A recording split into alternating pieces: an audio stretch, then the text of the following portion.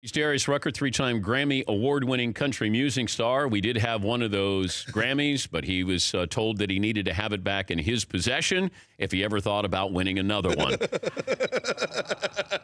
Right? That's true. They didn't say that, but they said I should get it back in my possession. Yes.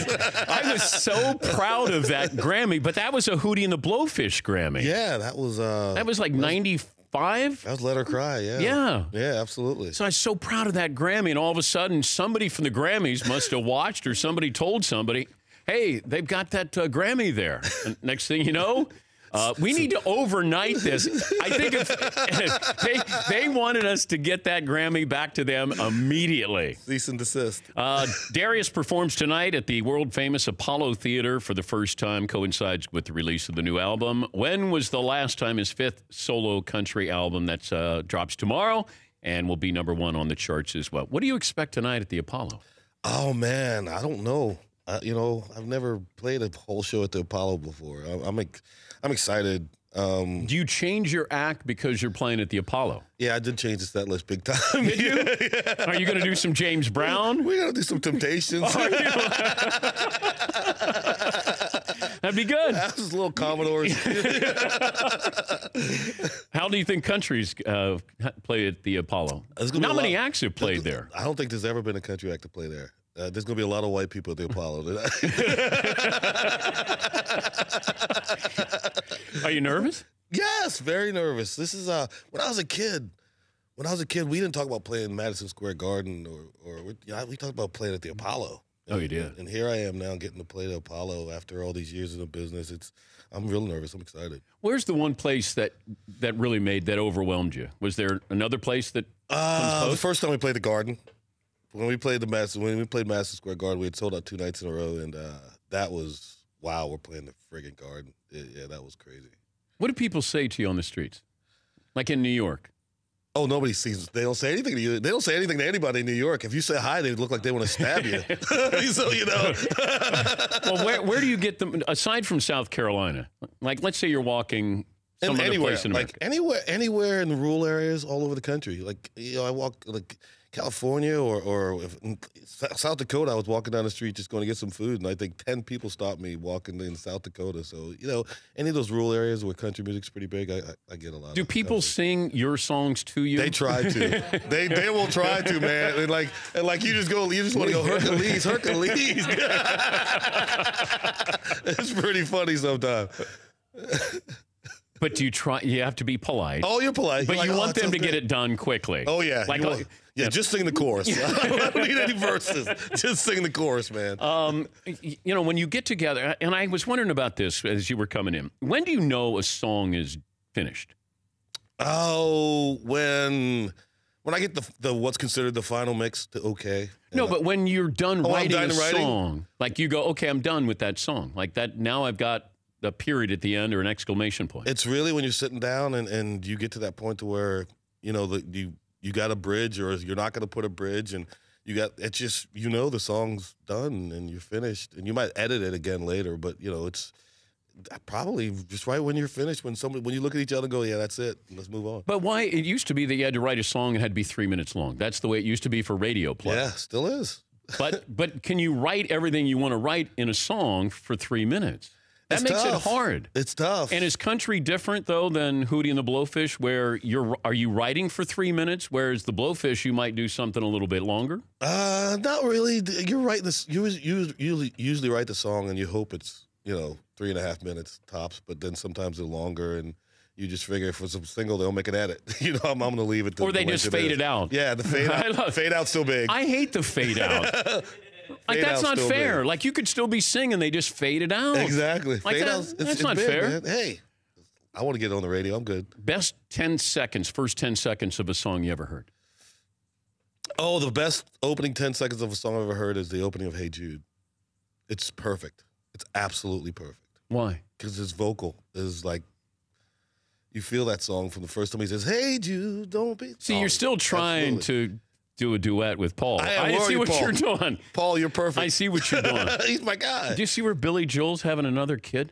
I saw that at 68. 68. That means when a kid goes to high school, he's going to be like 82. A kid's going to be whooping his butt. and he just sold out.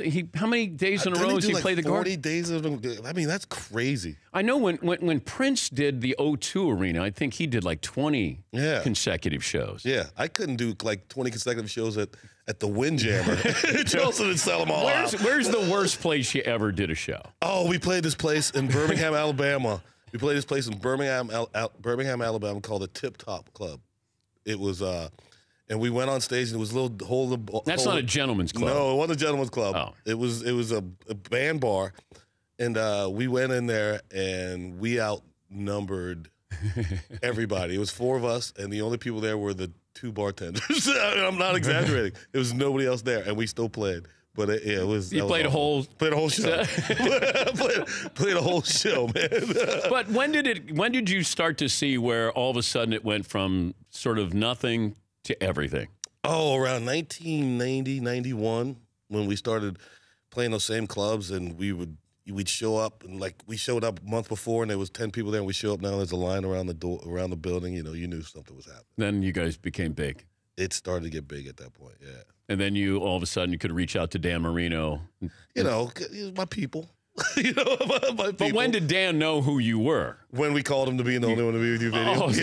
He had never heard of us. I said, I want to meet Dan Marino when we did the Only One to Be With You video. He's Darius Rucker tonight at the Apollo. It's sold out. Yes, it's sold out. So nobody can get in. It sold out in about 2 minutes or something, like 3 minutes. 52 minutes? Yeah, 3 minutes I think it was, yeah. Wait. Like 3 minutes. 3 minutes it sold out? Yeah, it was sold out like that. Wow.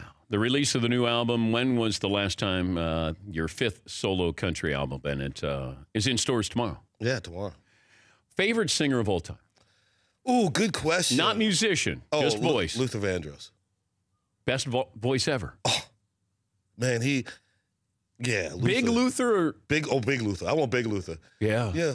Yeah, absolutely. Yeah, Luther, man, like songs like A House Not Home, a chair is still a chair. You just go, Luther, I love you, Luther. I don't go that way, Luther, but for you, I might think about it. If you put on 100 pounds, I would still be. How would your voice sound? It would just pretty much like it is. It would now. be the same? Yeah, because I've been 100 pounds here, and it was pretty much the same. I'm sorry I'm bringing up a sore subject You are bringing up some bad stuff today. We were bringing this up to you during the commercial break. The best year or years to be on your tour bus would have been when? Definitely, the best stories would go from about 94 to about 98. The stories that were on that tour bus we had a good time. Can you give us one with no names? Oh goodness gracious! What kind you want to? How about we take a break? Yes, let's take a break, and we'll come back and we'll discuss which story I can tell on your show. Because this isn't the last show, so we can't do what we're saying. No. When we do the last show, then we're allowed to. You can say whatever you want to say. Okay. Well, within reason, you can say whatever. I did go on tour with you in Europe. Yes, you did. Yes, Paul. Yeah, we noticed that you got a little nervous there. I did. Yeah. He was like, I'd like to keep my show, so we're not going to tell that No, I'm story. trying to think when I was on that tour bus. Oh, man. Good times. All right, we'll take a break here. Darius Rucker joining us. He'll be at the Apollo coming up tonight for the first time. And when was the last time? That's his 5th solo country album. It's released tomorrow. We're back with Darius after this Dan Patrick Show. What's the inspiration for this? This record. Money? Thank God, no, not anymore. How hard is it to write something knowing, like you had an unbelievable first album with Hootie and the Blowfish, the pressure then to come back and know that even country too. I mean, you've had #1 albums, the pressure then to come back and do another #1 album. It's crazy, especially like with the first Hootie record, because we had 10 years to write that record, 10 years. And then all of a sudden you have this big hit and you got like 3 months to write the next record. So little pressure. A lot of pressure. Well, your first album is your life. Yes. And then after that, it's a year or two, and then you got to go back into the studio. Yeah, that was the toughest part, is having to do it that quick, but it is what it is. You just did you write everything? Mm-hmm. We wrote all that stuff. But do you get guys who complain about your lyrics? Like, is there fighting that goes on with this? No, not in our group. No. In Hootie, was there? No. Nobody? No. Nobody said, what are you talking about here? Oh yeah, but I was like, I don't know. Listen,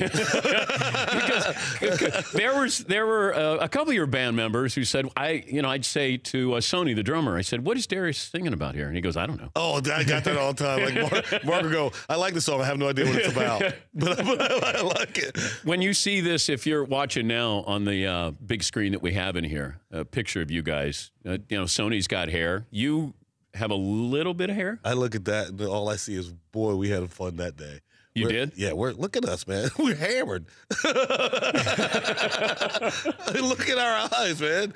We are having a good time. Could you imagine if you were a boy band, like One Direction and these guys who have this success at that age? Oh, goodness, no. Because how old were you when you guys I was reached almost, God, at that picture, I was almost 30. I was 20. But imagine being 20. I couldn't.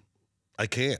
Because I know, like, just playing when we played in my early 20s in the clubs we were playing, how crazy that was. I can't imagine being as big as we were then at 20. That would have been, I don't know if I'd still be alive. How important? Yeah, you're right. How important is it? You turn a phrase in country music. I mean, it feels like that you play off of those kind of things. And you even do this with this album. When was the last time you did something for the first time? Yeah. How important is to try to find that little hook like that, whether it's a song or an album title? Hooks are everything. I think for me in music, especially in popular music, hooks are just everything. You got to get that phrase or that line or that melody that makes people want to sing along and want to hear that again. So the hooks are what music is all about in popular music. Greatest country song ever written? Oh, goodness gracious. I don't know the greatest country song ever written, but the greatest country line ever written was Johnny Cash, I shot a man in Reno just to watch him die. Yeah. What a great line. David Allan Coe had a couple of them, too. David had some great lines. Yeah, Paul. His line was, "I was drunk the day my mom got out of prison." Yes. That's the line. That was, and I went to pick her up in the rain. Yes. Before she got hit by the station by the pickup truck, she got run over by a damn old train. There's a cover. Oh, Hootie's been playing that for 30 years. Yeah, we've played that forever. Johnny Cash is underrated. As great as he is, and as great as people know, he is underrated because what he did when he did it. When you go to Folsom Prison and you're singing to these inmates. Yeah. I mean, he was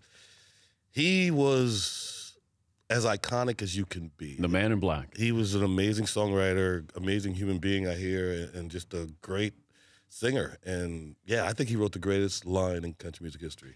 Did you ever play with Tom Petty? Meet Tom Petty? Met Tom Petty, didn't get to play with him. Met him. Really, that was sad. Tom Petty's one of those guys. He's so iconic. You sometimes you don't think about him, but then you go back and you listen to all those songs. There's so many of them. Man, what great songs! But there's a few of those guys. Bob Seger is another guy. Seger's like that. Yes, Seger's like that too. And I tell people, and I said this before Petty passed away, go out and see him. And then my wife goes, "You haven't seen him." So she bought me tickets for my birthday, oh, cool. And I went to see Petty play in Hartford with Joe Walsh. And I want to go see Bob Seger, but I think he may have just postponed his tour due to health. But I want to go see Bob Seger as well. I want to see Seger too. And you played with John Mellencamp. Yeah, How was awesome. that? That was awesome. Everybody says John's a curmudgeon. I'd met him before, and we got together. We had so much fun. And I actually was doing an interview yesterday, and John did this whole spiel about how much fun he had with me, and I was just, it was so. For me, Mellencamp, man, Ain't Even Done With the Night and Jack and Diane, those songs that were shaping me in high school and everything, and here I am singing with him. It was unbelievable. I think I saw something where somebody asked Mellencamp about it. He goes, I think it was really important to him, you. That kind of made it fun for me because he really loved it. You know? Hey, it didn't mean anything to me, but I think it meant a little bit to this guy. I was glad to help him out in his career. Yeah, thank you, John. Thank you. Your Dolphins they have a winning record. Super Bowl. Cutler MVP. They're watching it. It's so funny. I put on Twitter at the beginning of the season, Cutler MVP, and then we go to London to play New Orleans. And I go to London to this game. This is how crazy I am. I go to the game in London, and we don't score against one of the worst defenses in the league. And all I could write was, okay, maybe he's not going to win the MVP. What was it like at Wembley? Because you're singing the anthem. And these are trying times. These are interesting times for the anthem there. Did you feel pressure, or did you put pressure on yourself? I didn't. I guess I felt pressure just because it's amazing to me that all of a sudden the national anthem, which is 2.5 minutes when we all should be together, has become such a dividing rod right now. Yeah. And going over there on foreign soil and doing it, because I understand and I live what the whole protest is about. I live it. I can't tell you how many times I've been stopped for driving a nice car. Well, you've been out in front with taking down the Confederate flag at the State House in South Carolina. And I get it, but, it was a little, I called you to talk about it. It was a little, something that I really had to think about. And it was, it's tough. It's tough in these times we're in right now, just tough times for a lot. Well, I remember you saying, and I hope you're okay with me saying it, but you're saying, I believe in standing for the anthem, but as a black man, I also understand what these players are going through. Oh, absolutely. But this is, I'm about the anthem. I'm about the flag. Yeah. So it had to be, that's pretty tough. And you're in London doing it too. In London and the thing for me is it's not, I get the protest, and I'm glad they're using their platform to protest it because they're absolutely right. Like I was saying, it's I live this life. I live it. I know. I live in the South too, so I know exactly what they're talking about. I have brothers and cousins and uncles and friends, and that have had some really messed up stuff. So I remember being at concerts that you guys were performing at, and heard people say things. Absolutely. And I'm thinking, you came to the show. And you bought a ticket to the show, and you're yelling at Darius. Yeah, it's so I get it. I get it. It's got to be tough, though. It's always been tough but I chose this. It's been tough to live. It's been tough to walk into a room of 15,000 people, and you're the only African American there. That's tough. And that's happened a lot. It's not. It's not a one-time thing, and that's tough. It's going to happen tonight at the Apollo. Apollo. At the Apollo. And I'm sure somebody from the Apollo is going to say to me tonight, this is the most white people that ever been in the Apollo. You know that, right? I'm setting records everywhere I go. Just bring in some Motown. That's all. You bring back the spirits of the Apollo. We've got some good stuff planned for tonight. We're going to have some fun tonight. What's your favorite cover? Right now, my favorite cover is No Diggity. But you've done that before. Yeah, we've done with the Blowfish. Yeah, no, we never did with the Blowfish. We did a couple other things. No Diggity, I started doing with the country band. You never did that with the Blowfish? No, I think I might have did it a cappella. Oh, but not the band playing. No. Oh, you didn't trust him? Yeah, it's a little funky for them. Hey, I was bringing this up the other day. I was planning my funeral, and I didn't even think about having you maybe sing, but I was going to have the Blowfish back together. I just want to know. Will Ferrell's going to probably give a speech. Paulie's producing this, and I'm thinking maybe I get the Blowfish back together, and you guys could do a couple of songs. Absolutely, at my funeral. You do it? If I don't go before you, yes, I'll do that. Man, yeah. I want the Black Crowes to play "Descending" at my funeral. So there's that. Well, that was the one song you told me. You said you heard the Black Crowes play. What was? She Talks to Angels? She Talks to Angels. And you said that changed your life. Like all of a sudden you went, oh my God. Oh, it changed the way I heard music. And I heard it at a bar. I was sitting at a bar and I heard She Talks to Angels and went, are you friggin' kidding me? And I went home that night and I wrote Let Her Cry. Yeah. And why did you let her cry? Because the bitch wanted to cry. why didn't you say, come on, let me help you? That's actually one of my favorite moments ever is we play it live for the first time at the Georgia Theater. This bar in Athens, and we play it live for the first time. I hadn't even named it, and the show's over, and we're packing up our stuff, and this frat boy comes to the edge of the stage, and goes, "Hey man, what's the name of that new song that y'all started playing?" We're like, "Well, we hadn't named it yet." He's like, "Hell man, she gonna cry. After let her cry." And that's how we named it. Let Her Cry. That was funny. Paulie did ask you. If I had any good times on the tour bus. And I don't know if I ever had any real fun on the tour bus.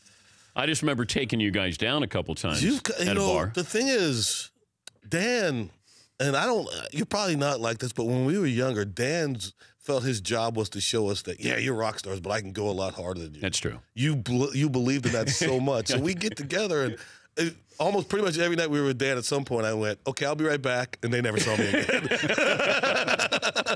Never saw me again. I was gone. Yeah, I would say, where'd Darius go? They go, oh, no, he's got to go to bed. He's got to go to bed. Somebody's got to sing Meanwhile, more. they were trying to do the same thing. They were trying to escape. But, yeah. I was trying to bring you guys down. But what I didn't understand is I would see the Blowfish, and they had just been in Pennsylvania the night before, probably partying, and then the night before that. So everybody who comes out to see them backstage is like, hey, come on, let's hang out. Oh, yeah. Then I see you. My favorite thing to do is like, guys will go, we're going to come on the road for a weekend. And this happens every time. You know, they get in the bus on Friday, and it's on. You know, Full for speed. us, we're pacing ourselves. It's on. And sometimes on Saturday, they go, y'all, I got to go home.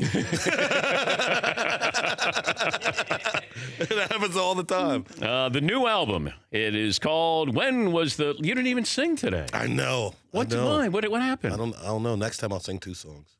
You don't have it? No, I don't have it. I don't have anything. I don't have a guitar. I got nothing. You got to save it for the show. Wow, look at you, big time. Saving it for the show. Look Big at me, time with big you. time. I'm big time with you. When was see, now I have to have Fritzy sing. I love when Fritzy sings. Never gonna give you up. We're no strangers to love. Can we do a duet? And so do I. So commitment's what I'm thinking of. Come on, baby. You wouldn't get this from any other guy. And if you asked me how I'm feeling, darling, gonna make you see. Never gonna give you up. Never gonna let you down. Never gonna run around and desert you. Okay, you know what's creepy? Is Fritzy has his eyes closed when he's singing. He's feeling it. He is. I know. He's over there feeling. And like, he's not just singing. He's moving his legs. Never gonna make you cry. Never gonna say goodbye. If I'm gonna rickroll you guys, I gotta get into it. He wants to put the hand up and do like the American Idol thing. You know, never gonna turn around and. He's Darius Rucker at the Apollo tonight. Don't even think about getting tickets, but you can buy his new album, When Was the Last Time? It's available tomorrow. It's great to see you. Have fun tonight. Thank you, man. Make us proud. You're coming out, right? We'll see. All right. We'll see. We're back after this. Dan Patrick Show. For more Dan Patrick Show, tune to Audience Channel 239 on DirecTV or download the Dan Patrick Show app.